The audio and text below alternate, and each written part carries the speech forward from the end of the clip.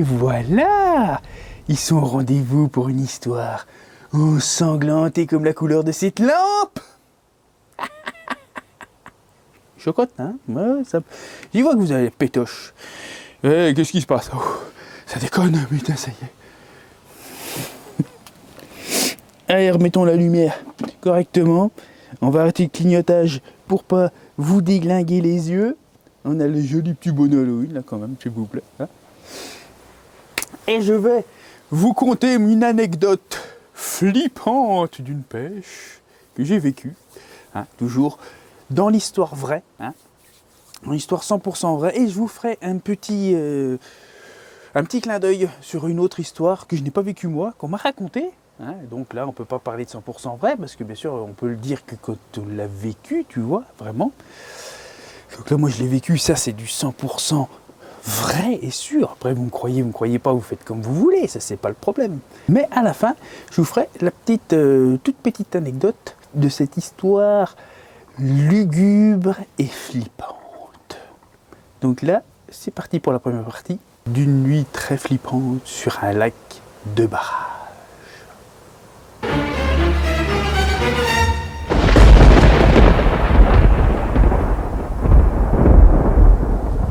Cette nuit-là, il faisait bien froid. Je me rappellerai toujours, c'était quelque chose comme 2009. On était sur le mois de décembre et là on avait encore des hivers qui étaient relativement froids et je m'étais décidé, hein, comme une lubie, de découvrir un nouveau lac en plein mois d'hiver, en plein mois de décembre, tu vois. Et tout en plus, un lac de moyenne montagne, on va pas dire que c'est une montagne non plus, mais il est déjà en altitude et là-bas, quand chez nous il neige ça ou qu'il neige pas, des fois là-bas il y a 20 cm de neige, tu vois. Donc tu vois le truc, un machin où ça meule. Donc je me prépare, je me rappellerai toujours, j'avais les appâts Atomix, je m'étais roulé des spicy très épicés en 14 mm, je me dis il fait froid, on va faire de la petite bille, j'en avais amené une bonne quantité. J'avais prévu le bateau pour pouvoir aller sur un poste. Mon vieux bateau, là, que vous avez vu dans une vidéo il n'y a pas si longtemps que ça. Un vieux bateau que je n'ai plus, bien sûr. Hein. C'était un 320, plancher bois, j'avais tout mis dessus. Mon moteur, tout était chargé dans la voiture. Hop, je pars, comme d'habitude, très tôt le matin, pour arriver très tôt sur le poste, au lever du jour, pour pouvoir m'installer, trouver un spot, m'installer et y passer une nuit. Me voilà lancé. 1 heure et demie de route me sépare de ce lac. Je roule, tout se passe très bien, impeccable. J'arrive sur le parking, je commence à regarder un petit peu, je savais à peu près où j'allais me mettre sur le lac. Et donc je garde la voiture, je descends le Zodiac, tout ça, j'ai galéré. C'était vraiment la galère. Et déjà, ça caillait, hein. C'était le matin, mais on était sur encore du -5, tu vois, hein, ça remontait un petit peu. Mais puis ça faisait déjà une semaine ou deux, de toute façon qu'il y avait des gelées et des gelées. Hein. Des vrais gelées. Chez nous qui allait jusqu'à des... On se tapait des fois des -10. Donc mais c'est très bien, des bons hivers froids. Donc je mets le Zodiac à l'eau, je charge tout, je mets le moteur en marche, et c'est parti. Tac. Je vais sur la zone que je voulais voir. Et là donc, je regarde, l'eau est très claire, c'est très beau, c'est magnifique. Les lacs de barrage, le seul problème qui peut se produire, c'est que les niveaux changent. Tout dépend de ce qu'ils ont besoin comme eau. Des fois, ça remonte et ça va très vite. Ça peut vite être dangereux, en fait. Hein. Mais moi, je ne savais pas tout ça. C'est encore un con de base, de la connerie, tu vois, de la connerie. Le gars, il va aller tenter là, il ne cherche pas à comprendre quoi que ce soit. Il va là-bas. Donc, je cherche un poste. Je vois des arbres noyés, une belle falaise et tout. Je fais, un endroit splendide, c'est magnifique. Je vois des arbres qui vont dans l'eau. Pas si dangereux que ça, parce qu'il n'y avait pas trop de branches qui partaient. C'était des gros troncs. Et il y avait des cailloux, vraiment vers le bord d'une falaise. Et je regarde en face, puis il y a moyen de s'installer. Ça faisait comme une pointe. Ouais, je jette mon dévolu sur ce poste. Il est vraiment génial. Je le kiffe. Donc, j'arrive là-bas, je pose toutes mes affaires et je repars très vite, hop, avec mes bouillettes pour amorcer mon spot. Donc, j'amorce les arbres, les cailloux, toutes les petites zones qui m'intéressaient pour y placer au moins 2 cannes à cet endroit-là. Et après, je mettrai mes 2 autres cannes plus en bordure. Donc, je retourne sur le poste. Le temps de m'installer tranquillement. Le jour, j'étais arrivé, c'était déjà 8h30 du matin, hein, facilement. Donc là, c'était déjà, on était pas loin de midi, hein, j'avais pris le temps quand même de bien prospecter. On était sur les midis. J'installe tout mon campement, donc 1h30, 14h, on va dire. Tout est nickel. J'ai ma petite tente. Alors attention, j'avais pas de titan à l'époque. Hein, je faisais avec les moyens du bord. J'avais des tentes super rapides là, où il tient un bed et un petit peu de matériel, tu vois. Je sais pas si tu te souviens. Hein. C'était des 11 qui se pliaient, enfin des machins. C'est pas les super costauds qu'ils nous font aujourd'hui. Hein. C'est vraiment les trucs qui coûtaient pas grand chose, un peu à la Décathlon, même pas dans les trucs de bric-au-marché, tout ça. C'était vraiment. Mais ça allait bien, parce que ça se montait très très vite et ça se repliait très vite et ça prenait pas de place. Moi, c'est ce qu'il me fallait pour aller sur ce poste. J'avais quand même mon bed chair, bien sûr. Je m'étais amené à bouffer, comme toujours. Ça ne change pas les bonnes habitudes. Hein. Donc, j'ai tendu mes cannes en bateau, comme je vous ai dit, 2 vers les arbres. Une sur ma bordure à droite, il y avait des cailloux, ça descendait. J'ai senti que les plombs aussi étaient très mous, parce que j'avais pas de sondeur. Hein. Je sondais un petit peu la canne comme ça. C'était super mou sur le milieu, avec de la profondeur. J'en ai mis une quand même dedans, sur la gauche. Voilà. Et puis sur la droite, comme je l'ai dit, elle était peut-être à 10 mètres, 20 mètres du bord, vraiment pas loin dans le caillou, vraiment dans du dur. Mais beaucoup plus décalé sur la droite par contre. Donc voilà, donc moi c'est sur Rodpod, avant j'avais mon Rodpod avec 4 cannes dessus. Voilà. Donc ma tente était installée, j'ai mis les sardines comme je pouvais parce que c'était beaucoup de caillasse. Hein. Et puis c'était gelé, c'était vraiment dur le sol. Et je me suis reculé quand même. Voilà, pour être un peu là où c'était du caillou, que ça commençait à avoir un peu d'herbe et tout. Pour pas être trop bas ni rien. Puis après, bon, de toute façon, il était quand même. Bon, c'est là où j'ai eu de la chance, c'est qu'il était relativement plein, le lac. Il pouvait être un peu plus haut, mais il était bien plein. Donc l'après-midi se passe, aucune touche. Hein. Pas un bip, rien du tout. Le soir, je décide de retendre quand même une ligne pour voir. Rien n'a été touché. L'autre a l'air de pêcher nickel, il n'y a pas eu de tape. Voilà, j'ai retendu ma ligne de bordure et une ligne qui était vers les arbres pour vérifier. Juste à la nuit tombant, donc même pas 18h, c'était noir. Hein. Donc tout est remis nickel. J'ai pas remis d'appât parce que ça n'a pas été touché. Puis j'en avais quand même mis. Je trouve que là, si je calcule maintenant, j'ai eu la main même un peu lourde. J'ai mis au moins 2 kg vers les arbres. C'était du 14 mm, mais bon, avec la caillante, une eau à peut-être 3 degrés, c'était pas le truc à faire, tu vois. Enfin bref. Je m'installe dans mon biwi, une espèce de tente. Et donc j'avais emmené mon chauffage. Avant, tu te rappelles les chauffages, la petite cartouche de gaz là, que tu mettais là au-dessous, avec le petit grill qui marchait uniquement quand il faisait chaud. Tu vois, c'est-à-dire quand il fait froid, ça ne marche pas. Quand il fait chaud, ça marche. Le gros problème, parce que le gaz il fiche, bien sûr.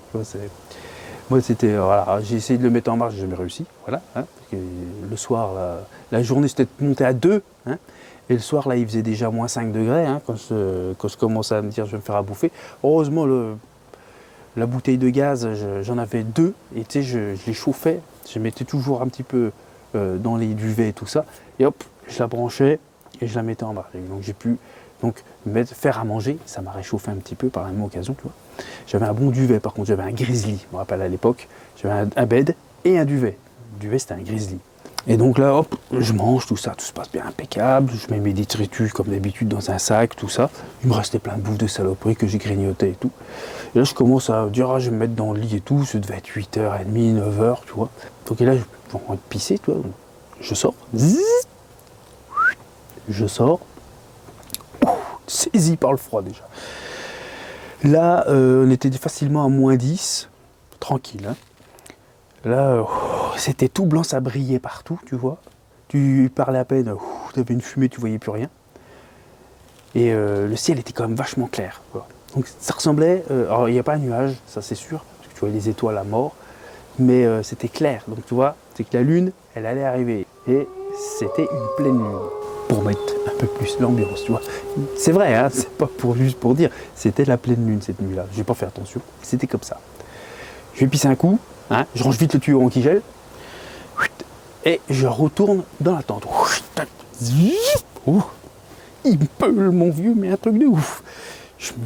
Je m'ouvre le duvet directos, je me glisse dedans, carrément sous le duvet totalement. Tu vois. Juste la main qui sort de temps en temps chercher 2-3 bonbons. C'est tout ce qui se passait. Tu vois. Même pas eu le courage de me faire un café, rien. Tu vois. 9h30, à mon avis, 10h, peut-être 10h maximum, tu vois. Le gugus tombé raide, endormi total. Donc, je tombe dans les bras de Morphée. Jusque là, tout se passe bien, hein, c'est nickel, tu vois, impeccable.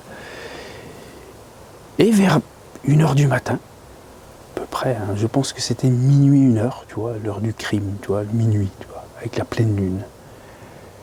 J'entends des bruits dehors, tu vois, des bruits de sabots qui marchent dans les caillasses, tu vois.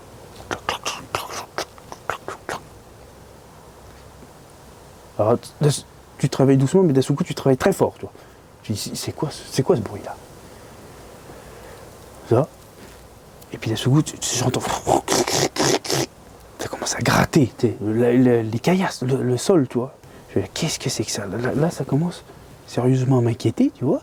Et que j'ai bien... Mes yeux sont bien ouverts et tout ça. Je dis, mais il fait jour dans la tente ou quoi? C'est le matin? Et c'est là que j'ai regardé l'heure, tu vois. Je ne sais plus exactement. Mais c'était minuit quelque chose. Je me rappelle les zéros. Je me rappelle plus des chiffres de derrière. Et là, je me dis, oh putain, c'est la pleine lune. Et là, mon vieux, à ce moment-là, j'entends gratter derrière, mais contre la tente. Tu vois, vraiment, c'était... La tente, ça la faisait vibrer un petit peu. Tu vois. Ça grattait. Comme ça. Mon gars, là-bas, je sais qu'il y a des lynx. C'est pas des conneries. Là-bas, je sais qu'il y a des lynx. Je crois pas qu'il y ait d'ours, mais tout passe par la tête à ce moment-là. Tu sais, tu es vachement à la montagne, tu y penses aux ours, c'est inévitable. Tu te dis, ah, si c'est un ours, mon vieux, je suis dans la merde. Un lynx, c'est pareil. Hein. Un lynx, il t'étripe. Si vraiment, s'il prend peur, t'as de la chance, il se barre. S'il veut se défendre parce qu'il y a des enfants ou je sais pas quoi, t'es dans une grosse merde aussi. Hein. Et là-bas, dans la zone, alors, peut-être pas cette période-là, mais il y a des loups. Oui. Il y en a qui vont peut-être me prendre pour un con, t'inquiète pas. Moi, j'ai vu photo à l'appui de mon pote. Il y a des loups là-bas. Le loup, c'est pas trop celui qui s'attaque à l'homme et tout ça, tu vois. Mais bon, c'est toujours assez flippant quand t'es dans ta tente en train de dormir, tu vois. C'est pas les mêmes conditions que si t'es en train de marcher ou de brailler et tout ça, tu vois. Les loups, ils se barrent, tu vois. Mais là, t'es en train de dormir. T'es comme le petit mouton, là. La petite brebis en train de dormir tranquillement, là, et le loup, il arrive, il te saigne. Mon vieux, tout m'est passé par la tête, faut comprendre un petit peu quand même. J'étais tout seul, je connaissais personne dans les environs, rien que chi. Là, j'entends donc, que je te dis, gratter derrière, et là, j'entends vraiment comme grogner, tu vois, contre la tente. Et là, parce que je commençais à être saisi, alors par le froid, c'est déjà rien que dans la tente comme ça, mon pauvre, rien que de respirer, tu voyais plus rien limite. Et là, saisi par la peur, j'ai mis un temps à me retourner.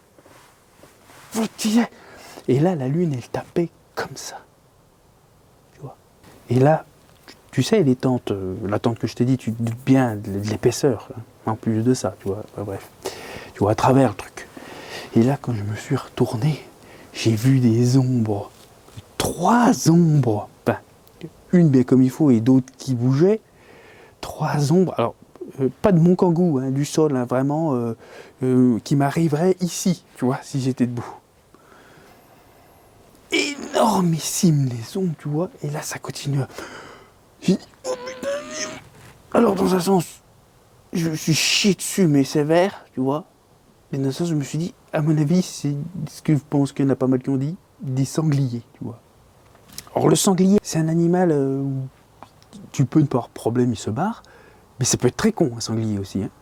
Surtout quand ils sont plusieurs. Hein. Et la taille qu'il faisait, mon vieux, il me déglinguait la gueule en 2 secondes. Hein. 3 machins comme ça. J'ai dit, qu'est-ce que je fais? Parce que l'autre, plus ça allait, plus ça approchait, plus ça bougeait la tente et tout. Hein. Il sentait la bouffe que j'avais. Putain. Oh, j'ai dit à un moment donné, faut faire quelque chose. Donc j'ai pris, je fais quoi? Mon cobra en aluminium, tu sais.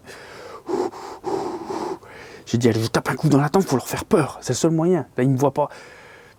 Et là, je tape un grand coup dans la tente, comme ça, là. Et là, j'entends... Ils partent comme des balles, les cailloux qui ont sauté contre la tente et tout. Tu vois 3 gros machins comme ça qui se mettent à courir. Et mais j'ai senti que c'est pas parti très loin, tu vois. J'ai senti que... J'ai entendu... Ça s'est barré. mais il restait encore de la distance à faire pour que je sois en sécurité, tu vois. Et là, je regarde comme ça, là, tout, et je voyais tellement à travers ce machin, je voyais les ombres, en fait, qui étaient à la lune qui tapait, et l'ombre du sanglier venait contre le... Je les entendais encore, hein. Tu sais, leur espèce de bruit, là. Ils se demandaient ce qui se passait, tu sais. Et je dis, allez, je retape, là, allez. Et je gueule, ce coup-ci. Yeah! Ce coup-ci, je tape et je gueule dans le machin, tu vois. Et là... Et là, j'ai entendu, là, tu vois, les sabots dans les cailloux, et d'un seul coup, dans la pelouse et tout, tu vois. Monter vraiment très haut et tout, sans faire demi-tour. Ouais, alors là, mon vieux, la pression, elle a commencé à faire... J'ai commencé à tomber en lambeaux, tu vois, tellement je m'étais chié dessus. Là, j'ai eu une flip, mais phénoménale. Et je sais que ça aurait pu très mal finir. Hein, il y en a qui vont se dire, oh, c'est que des sangliers, machin et tout ça. Mais il y a déjà eu des morts par des sangliers. Hein. Il me semble bien, hein, des chasseurs, combien de chasseurs se sont fait charger par les sangliers. Alors bon, il faut les chercher un peu quand tu leur tires dessus quand même, tu vois. Mais je veux dire, même sans ça, les chiens qui se sont fait défoncer par les sangliers, ils n'ont pas peur des hommes, mais du tout. Hein. Surtout à cette taille-là, puis à 3. Là, je pouvais vraiment être vraiment dans la merde. Hein. Et là, j'ai vraiment eu une peur, mais phénoménale. Tu vois, pas une peur imaginaire comme j'ai déjà eu, des grosses peurs imaginaires par rapport à des trucs bizarres que j'en ai vus. Là, c'était vraiment concret, tu vois. Et au début, tout m'est passé par la tête. L'ours, le loup-garou. Mais oui, mais tu penses à tout, ça n'existe pas. Mais tu te dis, putain, c'est la pleine lune. Mais tu trouves ça, le loup-garou, il va me déglinguer la gueule. Les gars, tu pètes les plombs. On comprend plus rien. Ah, tu deviens fou. Je sors tout nu de la tente et jusqu'au mon zizi devant eux. Mais ça leur a pas fait peur, hein, maintenant. Hein, parce que vu le froid qu'il y avait, ils seraient rentrés, hein. Ouais. Trêve de conneries, mais ouais, j'ai vraiment eu très très peur, et là, après du coup j'ai attendu, vraiment je suis sorti quand même, tu vois, j'ai pris mon cobra, je pris un caillou, des trucs qui servent à rien en fait, mais parce que le sanglier c'est vrai costaud en plus, et puis je suis retourné pisser un coup d'ailleurs, tu vois. Et là ouais, j'entendais plus un bruit, j'ai regardé avec ma frontale, j'ai mis un max, je me suis dit avec la frontale ça va leur faire peur, tu vois, et là il n'y avait plus rien. Donc après je me suis recouché, alors j'ai mis au moins 1h30 à m'endormir, facile si c'est pas 2 heures. Je suis redormi, ça devait être 3 heures du mat. Et donc il s'est plus rien passé de la nuit c'est bien fini, tu vois. Voilà, et je me suis réveillé, je me rappellerai toujours, réveil, donc le jour s'était levé, c'était 8 heures je crois, quelque chose comme ça. J'avais pas mis de réveil, rien. Oh, je me réveille, il fait jour, j'étais content dans un sens. Mais putain, je fais, mais qu'est-ce que c'est quoi ce froid? Ah putain, mais une caillante. Ah mais un truc de ouf. Et tout gelé dans la tente, partout. C'est tout froid. Et là je regarde, il n'y a plus d'eau. Je fais, mais elle est où l'eau? Mon road-pony il était contre la flotte. Et là l'eau, il y en avait, j'exagère, hein, mais. Et là l'eau, putain, 20 mètres plus loin, 30 mètres même plus loin, pas de flotte. Je fais, mon montage de droite qui pêchait sur les cailloux, comme ça, j'aurais bien pu prendre un sanglier, tu vois. L'autre canne, elle ne devait plus rester grand-chose dans l'eau, tu vois. Et les deux autres en face, pareil, étaient sortis de la flotte. Il n'y a plus rien qui pêchait. Il a perdu je ne sais pas combien de mètres de hauteur, et du coup, vu que ça descendait pas fort au début, ça a des dizaines de mètres de gruget de fond, ça fait trop bizarre. J'ai ouvert, j'ai vu ça, et pour te dire à quel point il y a caillé, 1 mètre de l'eau était gelée de chez gelé. Hein. Tout était glacé. Là, apparemment, il y a eu des températures qui sont descendues à moins 18, moins 20 cette nuit-là. Et je pense que ça devait être ça, parce que j'ai jamais vu autant de gel à ce point-là, tu vois. Putain, j'ai entendu voir, ça y est, là, c'est un sanglier. Je lui mets un coup de tatane, hein, putain, je le bouffe après, putain. Donc ouais, voilà, donc cette nuit-là était vraiment glaciale, donc tu vois comme quoi les dangers, des fois on fait pas trop attention, ouais, j'étais plus jeune et tout, bon après je dis pas que je suis mauvaise santé et tout, mais tu sais, il faut faire attention quand même hein, quand tu commences à atteindre, alors j'ai un gros duvet, on résiste à ça, mais presque moins 20 degrés la nuit, alors, avec ce que j'ai vécu là, ça m'a tenu chaud, ça je te le dis par contre, ça m'a aidé, hein, ça c'est sûr. Par contre, le matin, comment ça a été dur pour plier. Tout était gelé, j'ai eu de la chance, rien qu'à casser, mais j'ai plié en fait à 11h j'étais parti. Quoi. 11h j'étais parti, je fais, de toute façon, comme il est descendu, le machin qui est descendu, tout glacé, ça gelait à vue d'œil limite là-devant, là. Oh, ouais, je fais là, après il y a eu quelques rayons de soleil, mais il y avait toujours, quand je suis arrivé dans la voiture, il y avait encore -7 degrés. Et c'était 11h, il y avait du soleil. Imagine-toi la nuit. Donc voilà, puis je suis rentré chez moi, et puis voilà, tout s'est bien passé, quoi. Voilà pour cette anecdote, les picheurs. Hein, pur vent vrai, hein, il n'y a pas d'invention, rien du tout. J'ai pas fait de tricot pour rajouter. C'est exactement comme ça s'est passé et ce qui s'est passé. Voilà les picheurs. Et comme je vous ai promis, la petite anecdote qui ne va pas durer bien longtemps. La petite anecdote sur le même lac qui vient d'un pote de là-bas, qui pêchait là-bas assez souvent avec un autre collègue. Un coup, ils avaient été un soir. Donc une journée, ils ont été pêchés, puis ils ont dit on va faire la nuit. Bon, comme souvent, ils arrivent, je crois, l'après-midi, ils ont tendu leur ligne, tout ça impeccable, et ils parlaient d'une fameuse rumeur, qu'il y a une femme qui se serait pendue à un arbre. Ils pêchaient, en fait, eux ils étaient en face, tu vois, il y a un pont qui passe, là il y a une espèce de baie, une espèce de petit champ, enfin il n'y a pas d'animaux, il n'y a rien, puis quelques arbres, et en fait il y a un grand arbre au milieu, en ce champ, près de l'eau, pas très loin de la flotte, et apparemment elle serait pendue ici. Bon, ça peut arriver, hein, apparemment ça peut même être certainement vrai. Il y a des gens qui se pendent, voilà, bon, on va pas rentrer dans les détails de ça. Et du coup, donc, ils passent la nuit en face, ils tendent leur ligne, tout ça, impeccable, et le soir arrive, et ils parlent de ces conneries, en fait, tu vois, ils parlent de ça un peu, enfin de ces conneries. Ils se font un peu peur et tout ça, et ce qu'ils ne savaient pas, c'est qu'ils sont sur le fameux soir d'où elle s'est pendue. Et qu'apparemment, ce soir-là, certaines personnes l'auraient vue pendue à cet arbre, alors que ça fait des années. Tu vois. Alors attention, hein, cette anecdote à prendre avec des pincettes, vérification, tout ça, on se fait peur. C'est Halloween, on se raconte l'histoire. Peut-être c'est vrai, il y a des gens qui ne croient pas du tout à ces choses-là, il n'y a pas de souci, ça ne sert à rien, on ne déclenche pas de guerre, on ne veut pas s'agresser la tronche, on se raconte une histoire pour se faire frissonner. Et là, cette nuit-là, en fait, il fait une touche, je ne sais plus quoi, et il l'appelle. Il fait une touche, il ramène le poisson, il l'appelle pour lui montrer le poisson et tout ça, il l'appelle, il ne répond pas. Et là, il le voit, là, mais flippé, mais vraiment, il flippait un truc de dingue. Et il lui dit, là-bas, il fait là-bas, j'ai vu la pendue, j'ai vu la pendue.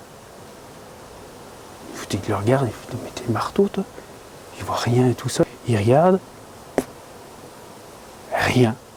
Il fait, non, mais t'es sûr que... Non, mais il était vraiment choqué, en fait. Tu vois, vraiment, il avait l'air choqué, très choqué. Donc, du coup, il se dit, mais écoute, je sais pas, on va plier et tout. Et lui, il dit, non, mais moi, je veux pas rester là et tout. Alors, attends, on va quand même, on pêche là et tout. C'était quelle heure, je sais pas, peut-être 2h du matin, quelque chose comme ça, par rapport à la touche. Et il était flippé, un truc de dingue. Mais vraiment flippé, quoi.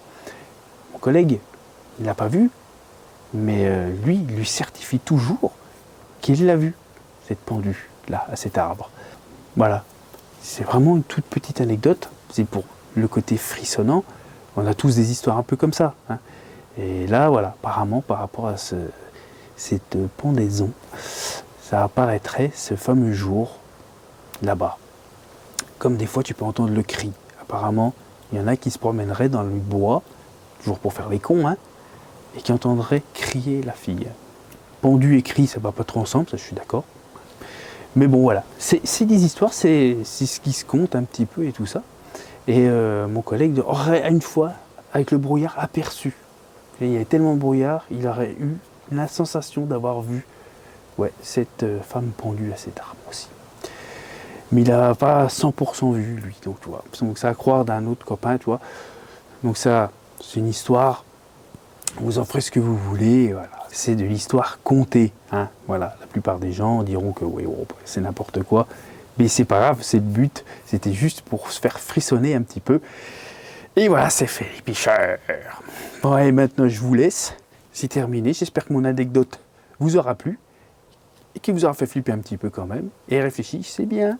Quand il fait trop froid, faites gaffe. Et quand il y a des animaux, il faut y faire attention aussi. Allez, je vous laisse les picheurs. Promenez-vous pas tout seul dans le noir. dans les bois, il peut vite y arriver un malheur.